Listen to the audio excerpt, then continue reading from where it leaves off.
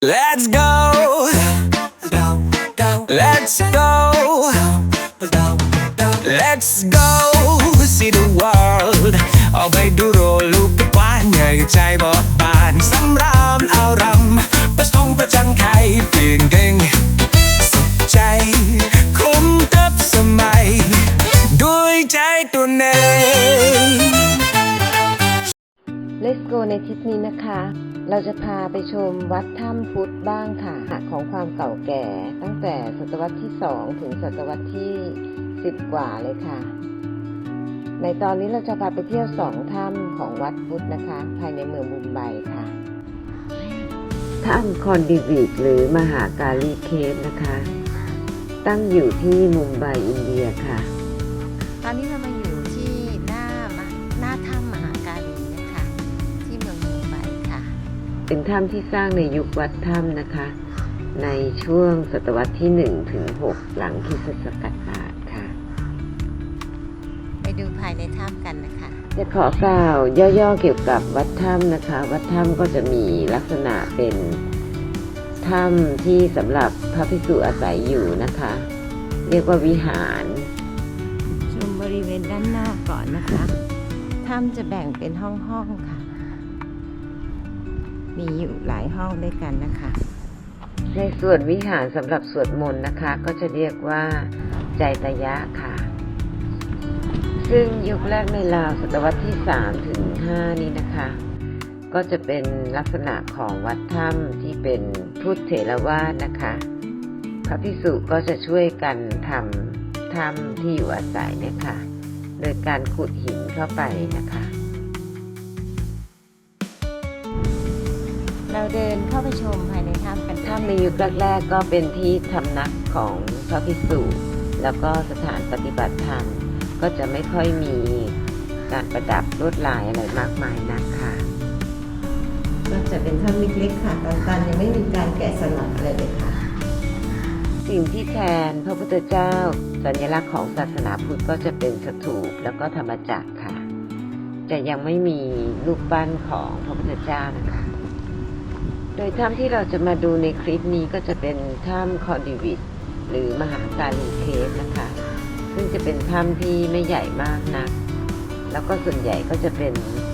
ถ้ำพุทธในยุคเถรวาทค่ะถ้ำคอนดิวิตก็จะมี19ถ้ำหลักนะคะ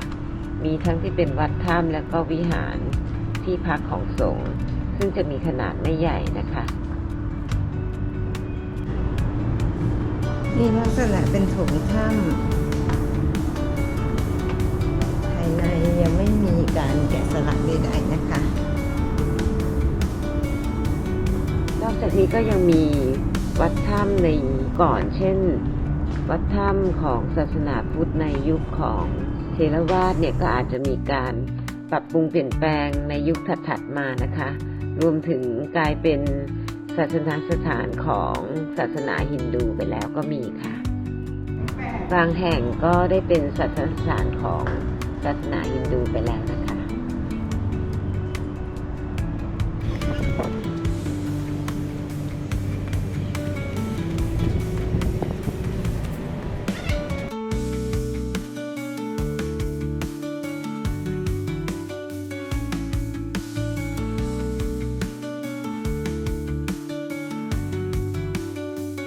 จะมีถ้ำหมายเลข9เนี่ยที่เป็นถ้ำที่ใหญ่ที่สุดก็จะมีพระพุทธรูปแกะสลักอยู่แล้วก็จะมีลักษณะของสถูปนะคะ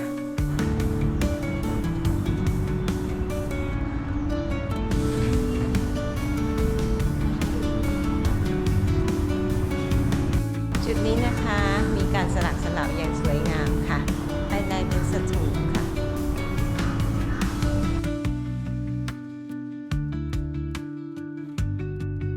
ศิลปะและสถาปัตยกรรมก็พัฒนาไปตามยุคสมัยนะคะเมื่อถึงศตวรรษที่5ถึง8ก็จะมีการสร้างพระพุทธรูปขนาดใหญ่แล้วก็ภาพแกะสลักของพระโพธิสัตว์นะคะก็จะเริ่มเป็นพุทธศาสนามหายานเข้ามาค่ะศิลปะก็จะเริ่มมีความซับซ้อนขึ้นเช่นมีภาพจิตรกรรมฝาผนังด้วยนะคะ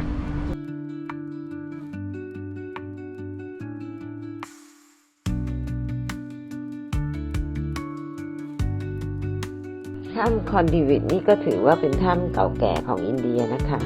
แล้วก็เป็นศาสนสถานของพุทธศาสนาในยุคเถรวาทค่ะปัจจุบันก็เป็นสถานที่ท่องเที่ยวแล้วก็เป็นแหล่งศึกษาทางโบราณคดีในมุมไบนะคะเราจะพามาเยี่ยมชมถ้ำพุทธที่สำคัญอีกถ้ำหนึ่งนะคะก็คือถ้ำกันเฮลีค่ะอยู่ในอุทยานแห่งชาติสันชัยคานทีนะคะอยู่ด้านเหนือของนครบอมเบย์หรือมุมไบค่ะไม่น่าเชื่อนะคะว่าภายในเมืองที่มีความทันสมัยหรือว่ามีประชากรมากมายเนี่ยอินเดียยังสามารถรักษา National Park ไว้อยู่ใจกลางเมืองได้ค่ะ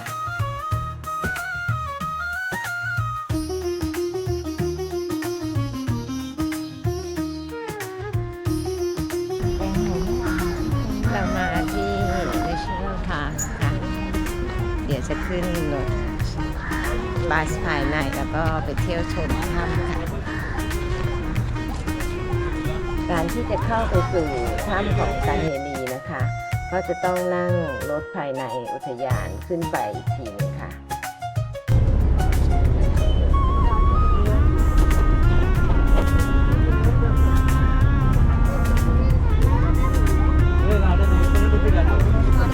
มีคนขึ้นมาเรื่อยๆระหว่างทาง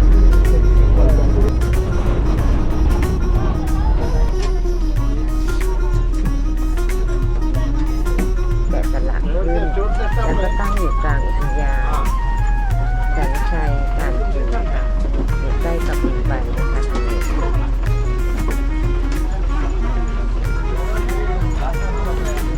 รา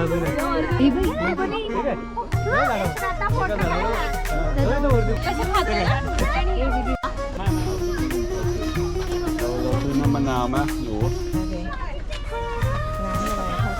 น้ำมะนาวอ่ะ पाण्याची बॉटल किती आहे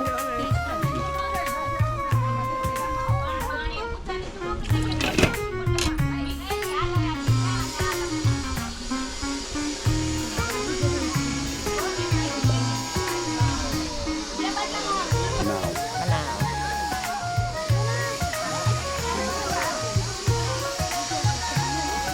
อะไรนะชุ่มคอตอนนี้เรามายืนอยู่หน้าทางเข้าถ้ำการเมรินเทปนะคะ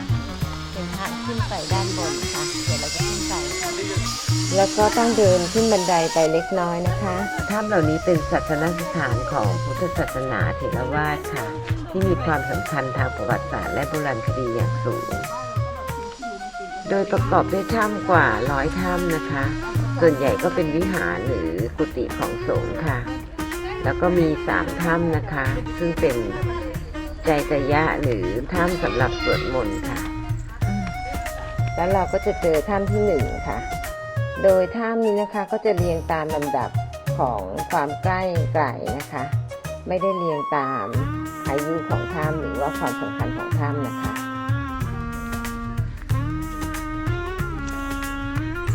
ถ้ำหมายเลข2ค่ะเป็นวิหารหรือที่พำนักของพระสงฆ์นะคะมีพระพุทธรูปขนาดใหญ่แล้วก็ภาพสลักของพระโพธิสัตว์แล้วก็ถ้ำหมายเลข3ค่ะเป็นใจตยะนะคะนี่เป็นถ้ำที่สำคัญที่สุดของการเฮลีเลยก็ว่าได้เดิมเป็นวิหารของเถรวาทนะคะแต่ต่อมาได้รับอิทธิพลของมหายานก็จะมีเพิ่มการสลักพระพุทธรูปแล้วก็ภาพสลักที่เกี่ยวข้องกับแนวคิดของมหายานค่ะตอนนี้เราอยู่หน้าถ้ำ3นะคะที่ถือว่าเป็นถ้ำที่สวยงามถ้ำหนึ่งและใหญ่และสมบูรณ์ที่สุดถ้ำหนึ่งของที่นี่ค่ะมีทั้งหมด2ชั้นก็จะมีถ้ำหมายเลข3นะคะซึ่งเป็นถ้ำหลักมีสถูปแล้วก็ได้รับการตกแต่งอย่างสวยงามค่ะอดีตถ้ำกันเฮลีก็เป็นศูนย์กลางของพระสงฆ์นะคะแล้วก็เป็นเส้นทางแสวงบุญที่สำคัญค่ะปัจจุบันก็เป็นแหล่งท่องเที่ยวแล้วก็เป็นมรดกทางวัฒนธรรมที่สำคัญของเมืองมุมไบค่ะซึ่งมีสถูปตั้งอยู่ภายในนะคะภายในก็มีเสาแบบกรีกอินเดีย แล้วก็ภาพสลักที่สะท้อนแนวคิดทางพุทธศาสนาค่ะ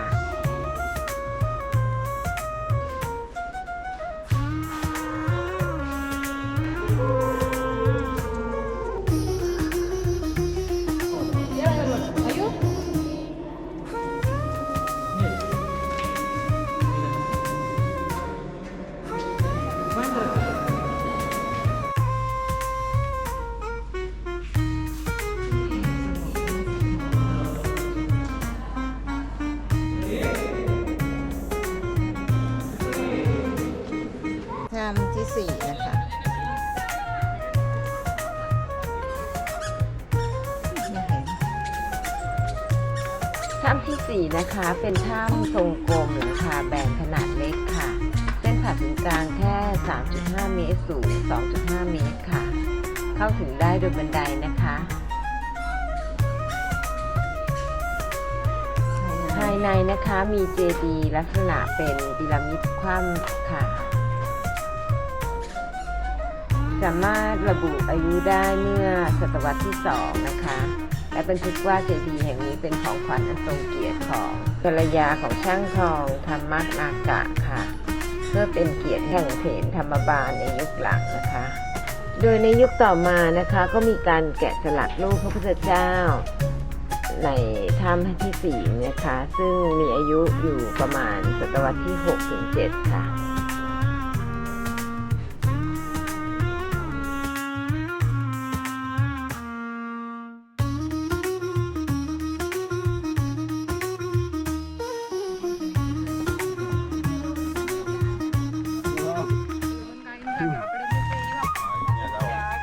เดี๋ยวดูทางขึ้นซะก่อนค่ะ ดิฉันจะไหวหรือเปล่าทางขึ้นนี่นะคะ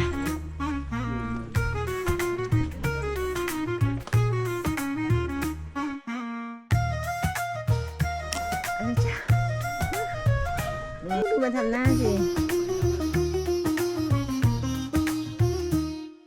ถ้ำที่นี่จะมีประมาณ100 กว่าถ้ำนะคะ ในกลุ่มถ้ำของกันเฮลีเนี่ยไม่ค่อยมีความซับซ้อนมากนักนะคะเนื่องจากเป็นวัดถ้ำที่สำหรับพระภิกษุอาศัยอยู่นะคะเป็นกุฏิแล้วก็จะเห็นว่าเวลาสร้างเนี่ยใช้ช่วงเวลาเป็น600 ปีเลยค่ะโดยการก่อสร้างของถ้ำกันเฮลีนะคะก็สร้างโดยพระภิกษุในพุทธศาสนานะคะอาจจะแบ่งเป็น3 ช่วงได้แก่ยุคแรกเนี่ยเป็นเริ่มขุดถ้ำในช่วงราชวงศ์สาตวาหนะนะคะวัดที่ 1-2 ก่อน BC นะคะถ้ำแรกๆก็เป็นที่อยู่ของพระภิกษุค่ะก็ไม่มีการตกแต่งอะไรมากนักเกี่ยวกับราชวงศ์สาตวาหนะนะคะเป็นราชวงศ์ที่มีอาณาจักรที่มีบทบาทสำคัญในอินเดียตอนกลางและตอนใต้ในยุคช่วงโบราณค่ะหลังจากยุคอโศกได้สิ้นสุดลงนะคะ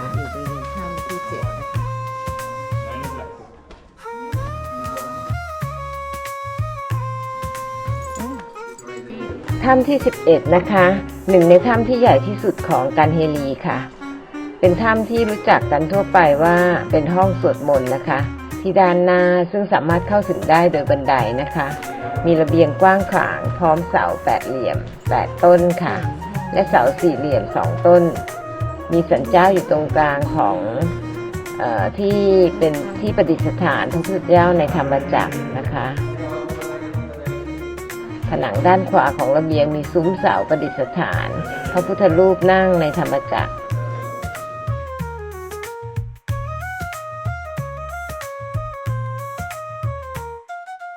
ในถ้ำที่ 11 นะคะเป็นถ้ำของศตวรรษที่ 9 ค่ะ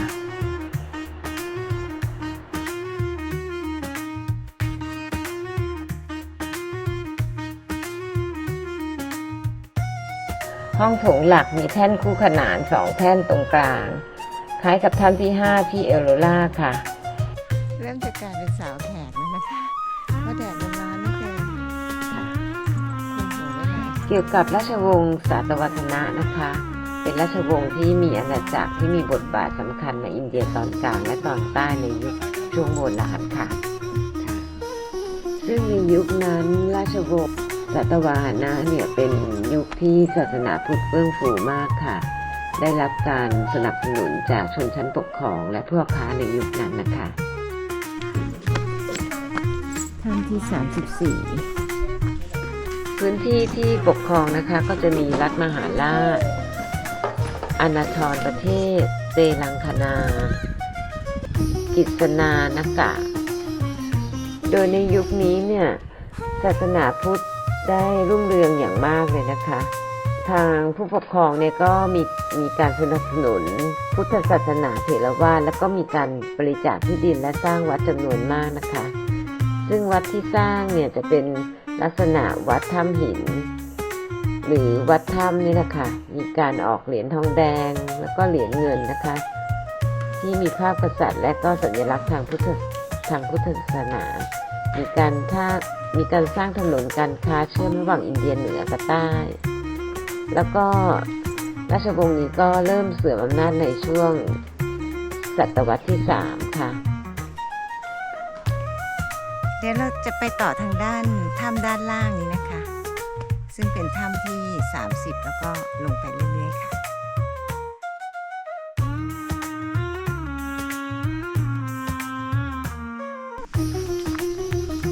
ทางเดินค่อนข้างสูงชันนะคะต้องระวังเพราะอันตรายข้างหน้าเป็นทานน้ำ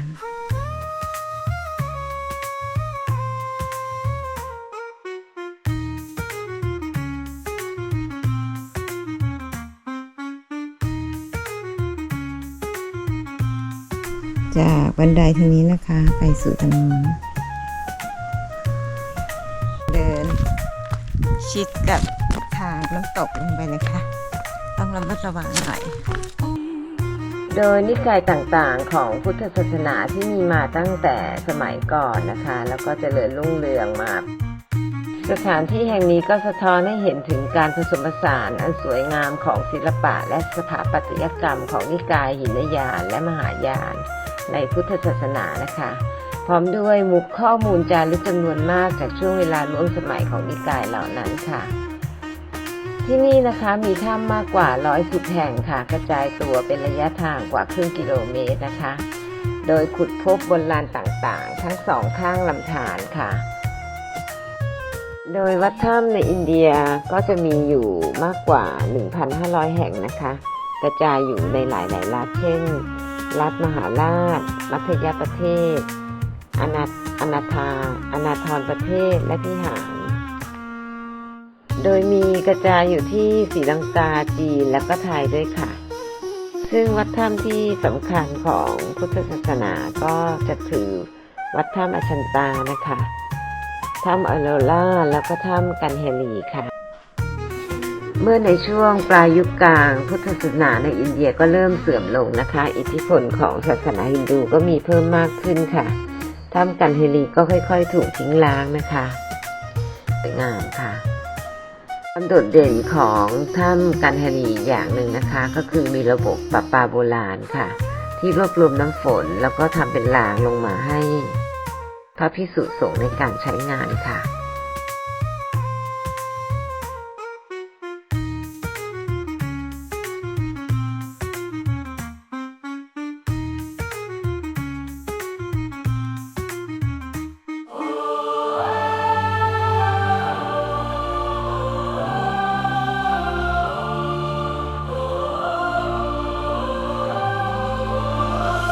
พบภูเขาเก่าแก่กลางป่าลึกเงียบสงัดดังเสียงแห่งการเวลาก้อนหินถูกแกะสลักด้วยศรัทธาเป็นร่องรอยพุทธะจากอดีตไกลวิหารแห่งนี้เคยดังกังวานเสียงสวดมนต์จากใจทรงทั้งลายกล่องสะท้อนในพาหินตระการเป็นรถรบที่ไม่มีวันสลายทำกันฮีคือบทกวีแห่งหินแสงแดดสาดทาบลมพัดผ่านดินพระพุทธองค์ยังคงจ้องมองทางแห่งธรรมไม่เคยร้างราโพธิสัตว์เคยถูกสลักบนผนังหินเฝ้ามองผู้สร้างบุญเดินทางมาแม้การเวลาจะเปลี่ยนพันไกลตาแต่รอยสิ่งยังบอกเล่าเรื่องราวผู้สวงหายังคง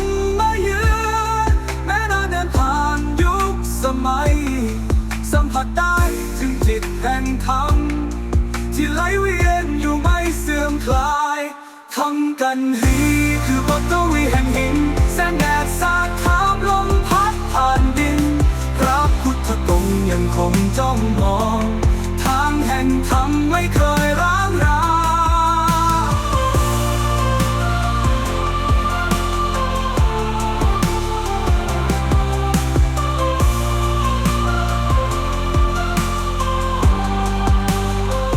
เสียงระฆังในใจยังดังก้องในคำลึกๆที่ซ่อนความหมาย หากเธอฟังเธอจะได้ยิน เสียงแห่งธรรมแห่งนิรันดร์นั่นทำกันอีกถึงการเวลารอยแห่งศรัทธายังคงดำรงทำกันฮี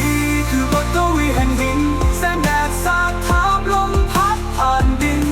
พระพุทธกงยังคงจ้องมองทางแห่งธรรมไม่เคย